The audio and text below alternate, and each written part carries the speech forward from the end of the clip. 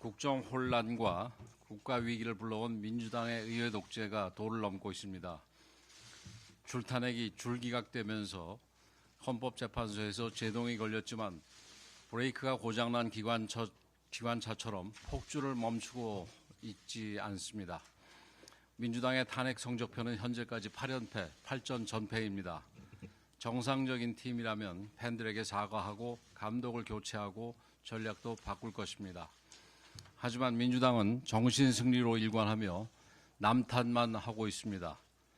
감사원장과 검사들에 대한 탄핵이 헌법재판관 전원일치로 기각됐는데도 지엽적인 문장 하나를 내세워 헌재도 일부 불법 행위를 인정했다며 억지를 부리고 있습니다.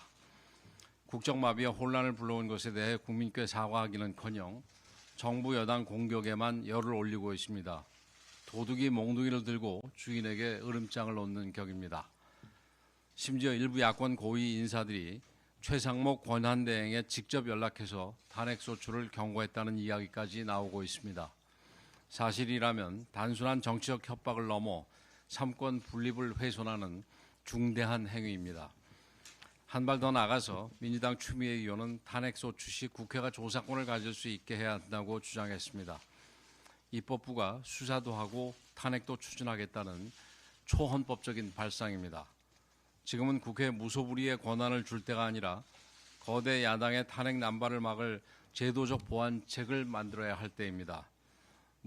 민주당의 무분별한 탄핵소추가 국정을 마비시키고 있기 때문입니다. 현행제도에서는 국회가 탄핵소추를 하면 무조건 직무정지가 되고 나중에 기각이나 각하가 돼도 책임을 물을 수 있는 장치가 전혀 없습니다. 그러니 민주당처럼 거대 의석을 가진 악질 정당이 등장하면 조자룡 헌칼 쓰듯 탄핵을 마구남발하는 것입니다. 공직자 탄핵이 정치 공격의 도구로 악용되는 일을 막아야 합니다. 탄핵 소추 시 즉각 직무가 정지되어 있는 문제부터 재검토해야 하고 탄핵 사유에 중대한 하자가 있어 기각이나 각하가 됐을 경우에는 무리하게 탄핵을 주도한 국회의원과 정당에 민형사상 책임을 묻는 방안도 적극적으로 검토할 필요가 있습니다.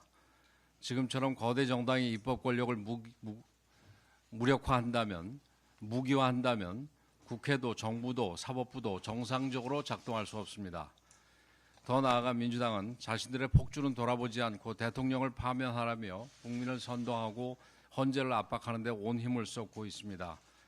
탄핵이 기각될 경우 밀란이 일어날 것이라고 선동도 하는데 민주당은 이런 자세를 버리고 한시라도 빨리 헌재 결정에 승복할 것임을 분명하게 밝혀야 할 것입니다.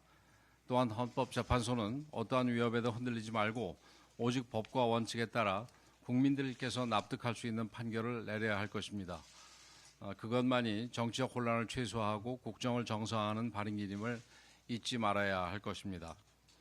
민주당의 적반하장은 여기에 그치지 않고 있습니다.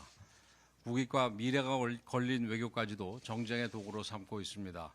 지난 1월 미국 에너지부가 대한민국을 민감 국가 및 기타 국가로 지정한 것을 두고 정부와 여당을 공격하고 있는데 참으로 적반하장입니다. 대통령이 탄핵된 상황에서 권한대행까지 탄핵하고 친중 반미 노선의 이재명과 민주당이 국정을 장악한 것이 이번 사태의 가장 큰 원인입니다. 북한은 미국 안보에 직접적인 위협을 주는 테러 지원국이어서 위험 국가로 지정되어 있습니다. 이재명 대표는 그런 북한에 돈을 건넨 혐의가 재판에서 입증됐습니다. 유엔의 대북 제재 결의안까지 위반한 것입니다. 입만 열면 반미 정서를 드러내고 한미일 군사협력을 비난하며 북한 지령을 받은 것으로 드러난 민노총과 함께 거리로 나서고 있습니다. 이런 인물이 유력 대권 후보라고 하니 민감 국가로 지정이 되는 것입니다. 그럴 일 없을 거라고 믿습니다마는 혹시라도 이재명 대표가 정권을 잡으면 한미 동맹이 금이 가면서 대한민국의 외교적 신뢰는 땅에 떨어지고 우리나라의 경제 안보적 위상이 급격하게 추락할 수밖에 없습니다. 대한민국이 민감 국가가 아니라 위험 국가로 지정될 수도 있습니다. 국익이 걸린 외교 사안을 정쟁에 끌어들이는 민주당을 강력하게 규탄합니다. 국민의힘은 미국의 민감 국가 지정을 엄중하게 인식하면서 정부와 긴밀히 소통하며 가용한 채널을 총동원해서 반드시 해결할 것입니다.